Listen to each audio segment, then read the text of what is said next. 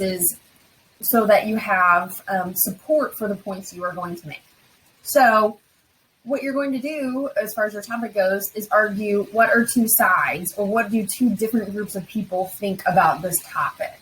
Okay, what you're doing with your sources is using that as supporting details in your body paragraphs to support the points that you're going to make. So remember, this is your research paper. So what I don't want you to be looking for are sources that say exactly what you're trying to say in your research paper, because then why should you write it? It's already been done. So you bring your own unique perspectives, your own outlook on these particular topics. And so that's what I want you to focus on is, what do I see are the two big sides in this topic? And then what you're looking for in your sources is just supporting details for those points that you're going to make about these two sides. So what are the key points for one side versus what are the key points for another? So again, I hope you don't find, some article that presents the two sides already for you, done, because we don't need your paper. All right, so be thinking about that. You're looking for supporting details to help you build your paper. All right, so what does that mean? Well, that means that you need to have high quality sources, because if these are going to be the support and foundation of your paper, they need to be good. And so you're like, okay, that's cool. What does that mean that they're good? To find good sources, you're looking for a couple of things. Number one, you're looking for credibility. So who is your author? What do they know? Why are they writing about this? Okay, so you're looking for credibility. Number two, you're also looking for currency. So when was this published? Because if I'm writing about the coronavirus or Syria or the war in Yemen or, the oil wars or any of these topics, they probably need to be pretty recent. If you're writing about something, a current event, obviously you're going to want something that's very current for your sources. So those are things to think about, that you want to make sure that the person who's writing is credible and the source itself is current. Okay. Again, you need at least 3 sources for this paper, but most of my students end up needing more than that, because remember, you're arguing two sides. So you need the main points of both sides, which generally means my students end up with more like 5 to 6 sources by the time this paper is all said and done. So keep that in mind. 3 is the minimum, but you will probably have a hard time getting this paper done with only 3 sources. Again, usually more like 5 to 6 is what my students end up with. Okay, so where do you find these sources? What are you looking for, Mrs. Witcher?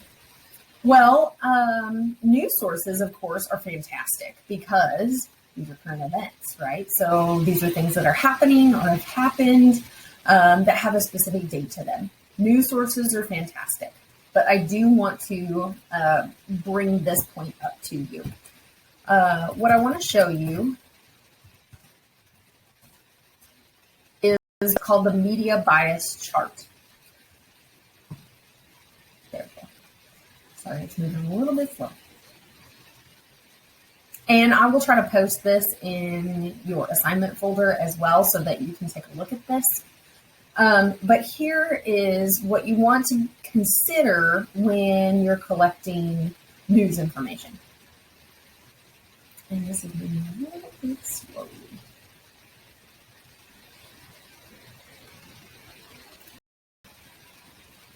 Okay, so here's what this looks like.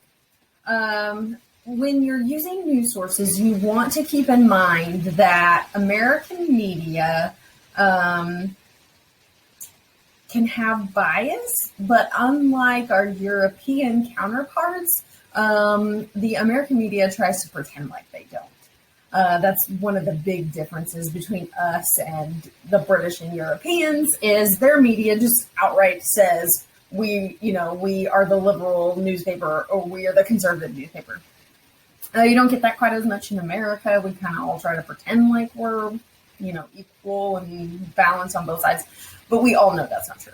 So Here is a media bias chart that kind of lays out for you where these sources fall as far as bias and how well done their sources are. So I want you to consult this when you're looking for news sources to make sure that the sources you're choosing are good quality sources. Okay, so first of all, you'll see these two at the top, AP and Reuters, and the reason you see those at the top is not every news source sends reporters to every event. That's inefficient and it's too expensive. So what actually happens is they kind of all pool their efforts by paying money to these two organizations, AP and Reuters, and AP is short for Associated Press. And so this group at the very top, they send out reporters to all of these different, of things happening on, especially internationally, right? Nationally, we're more likely to send reporters, but especially internationally, it's just too expensive. So what we do is we pay sort of a group to send out reporters. Then what they do is they bring their facts back and essentially sell those to all of the news outlets, and that's how they fund all the travel and, salaries and things like that. So that's what AP and Reuters does, which is why they're considered sort of the top of, sources, because they're primary sources. They're sending people out into the field, and interviewing these people. Also AFP, Bloomberg, and then sort of the standard channels, so your local newspapers, and then the NBC, ABC, CBS, PBX, okay, all your sort of, local channels that you get with rabbit ears. Those are considered fact reporting. They do send out a lot of their own reporters, especially nationally, less so internationally. So they're considered really good quality.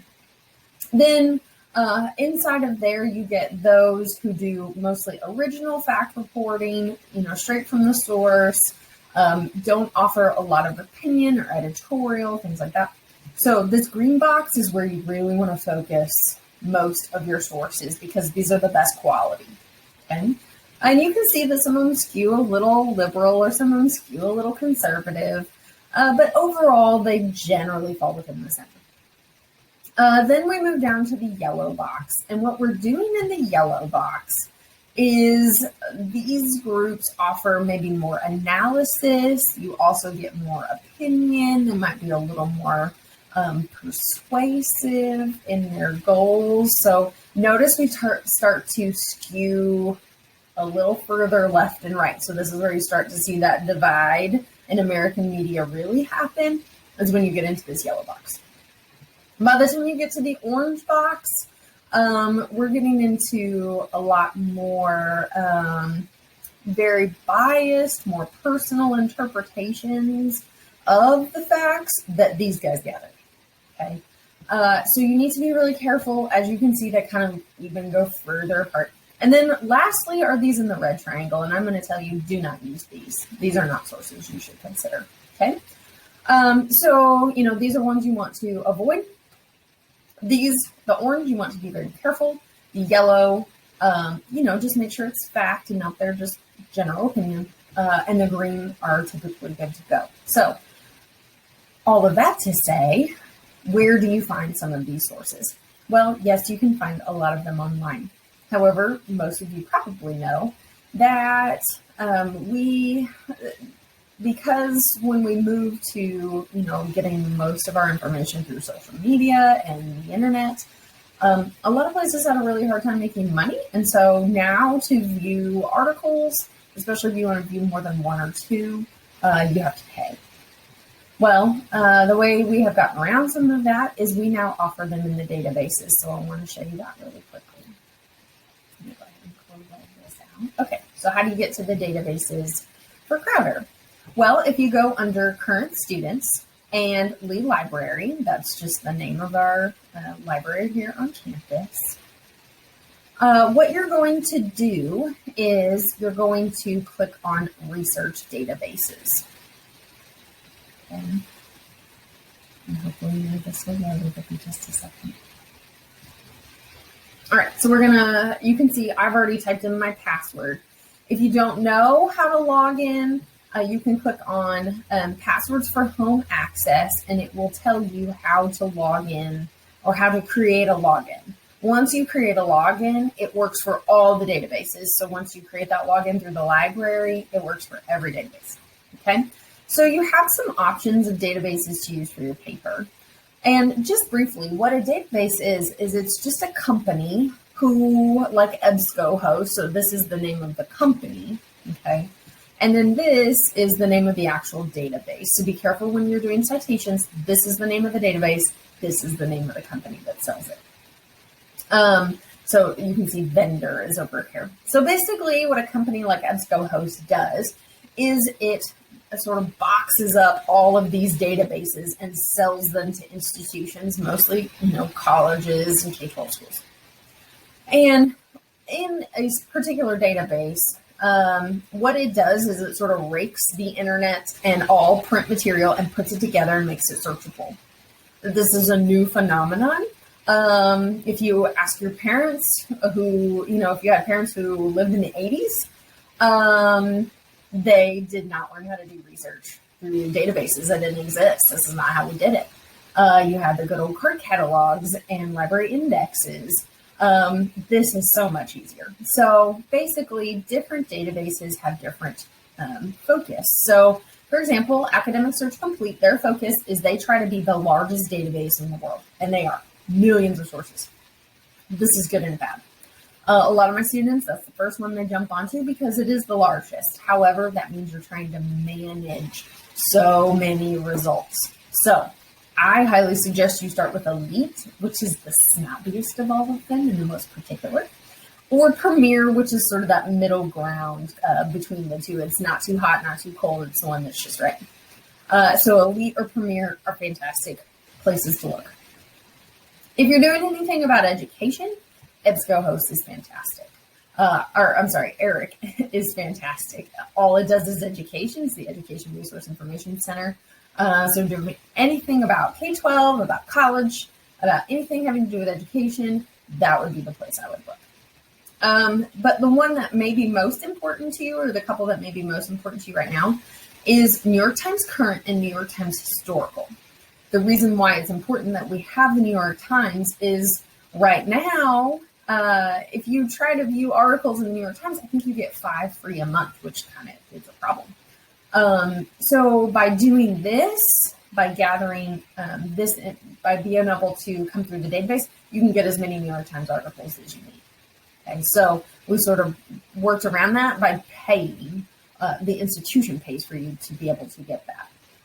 So New York Times Current, New York Times Historical, also just newspaper source. So this is lots of other newspapers. These may be fantastic sources for your paper. Okay, so this is a place you want to consider looking. Although I will say it can be sometimes difficult to manage all of your sources. So let me show you how to work the database a little bit to make this work for you.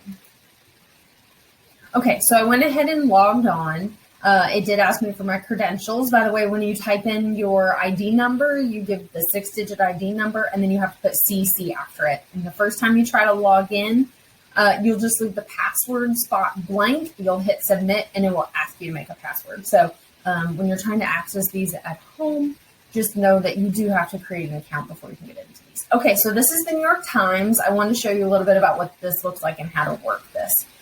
You're going to use advanced search because you never should use the basic search, ever, ever, ever. It's too difficult, it's cumbersome, it creates too many sources.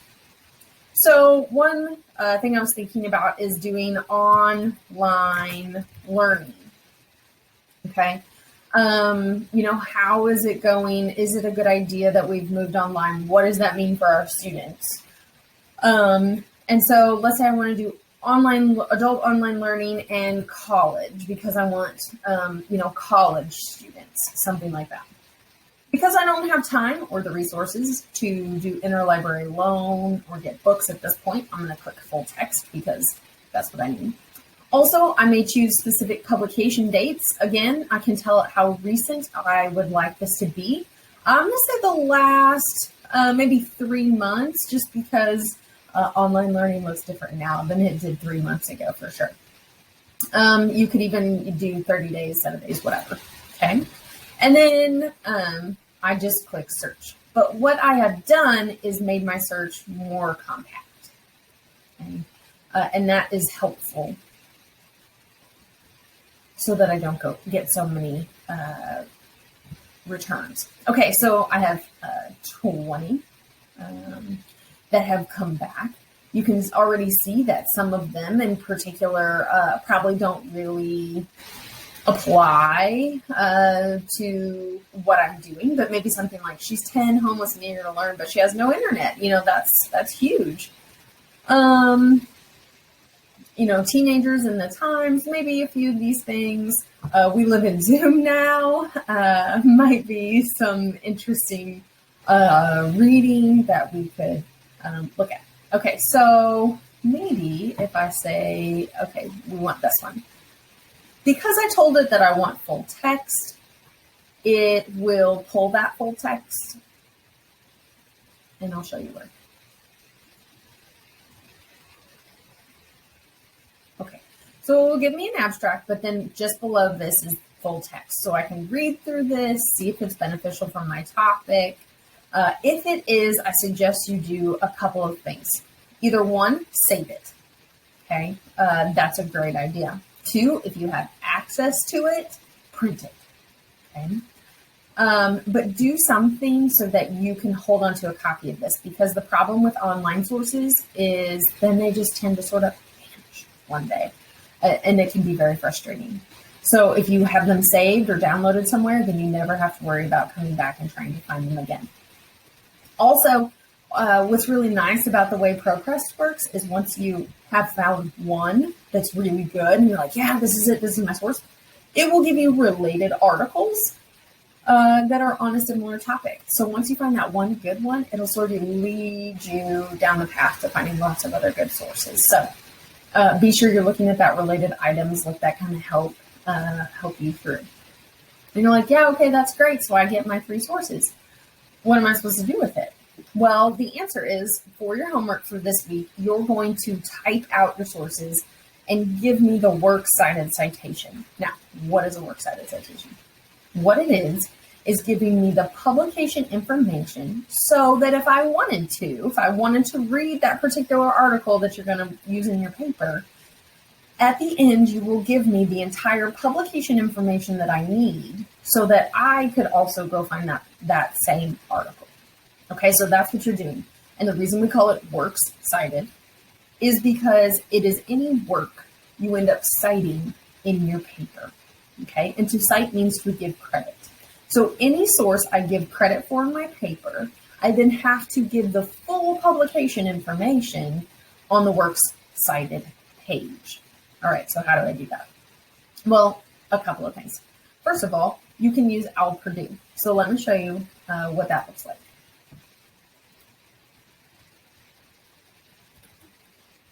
I'm going to type in OWL Purdue MLA.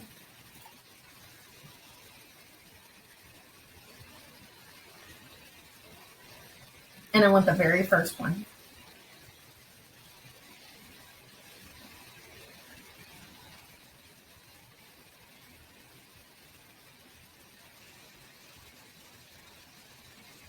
Okay. Once I come to the style guide, it's still loading. Sorry, it's making a little slow today.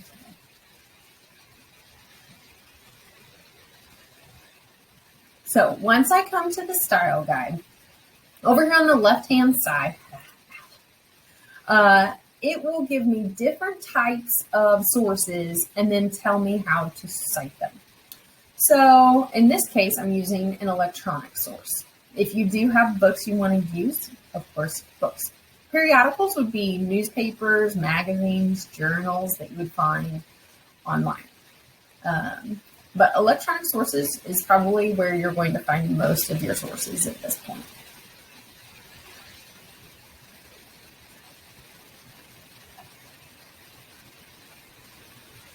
All right. So the way this works is if I'm citing a particular page from a website, which is probably what a lot of you will do, this shows you how to make the citation.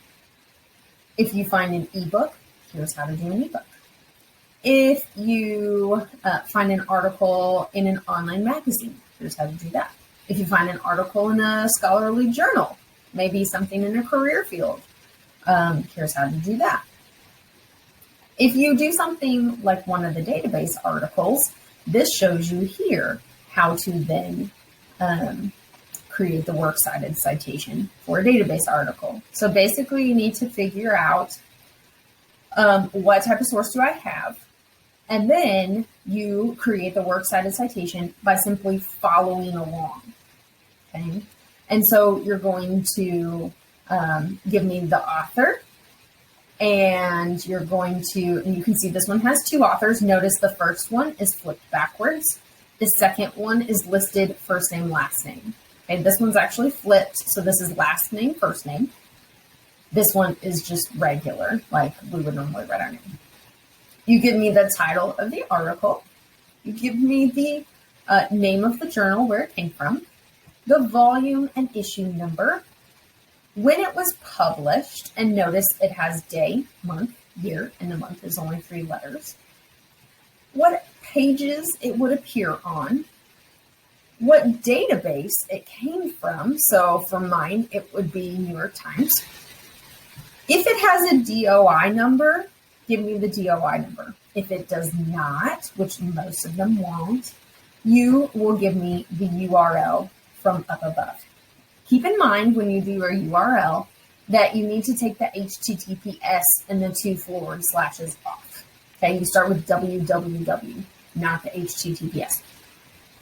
Then you have to give me the date of access. So this is the date that you accessed it. A lot of your topics are current events, and these things change over time. So by being able to see when you access this source, I can say, oh, okay, well, they accessed this source 3 weeks ago. And so that's why maybe their information is a little bit out of date as to what I know about this topic today.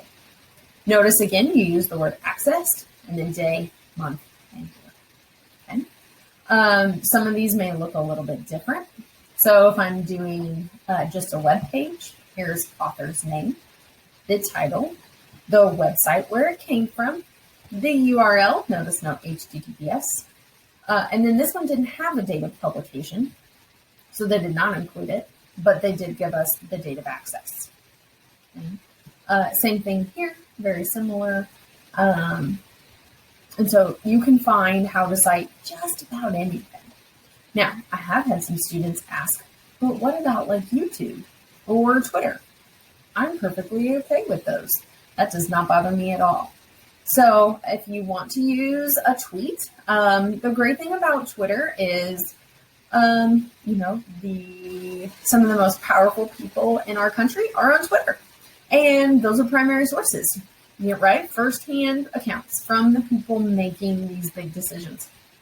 So a tweet is totally fine as long as it comes from somebody worth repeating. It just shouldn't be Joe Schmo who lives in his mom's basement. That's not who we want to use for our paper. Okay? So they need to be credible.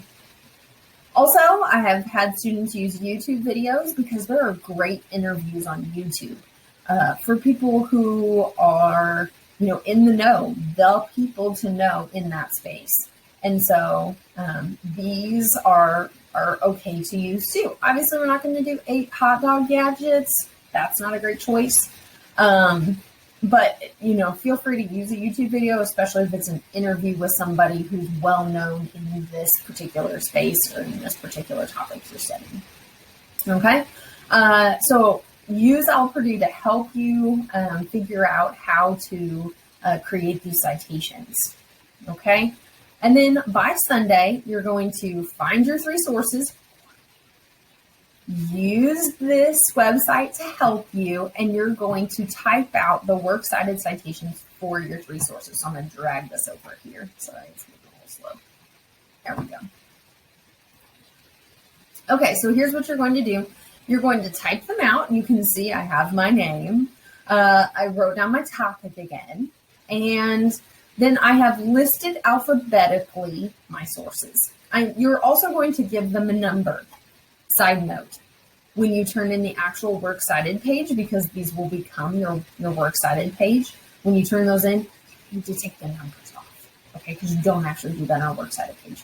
You'll see why we do the numbers when you do your fact cards, okay? Typically, I have my students do these on note cards. So if you would rather do them on note cards rather than type them out like this, you're welcome to do that also. What you would do is just put one source per note card and then just snap a picture of it and send it to me. And then upload that. So you could just have your 3 note cards and that has a Works Cited citation on each one. And you could just snap a picture of that and then upload that into the assignment.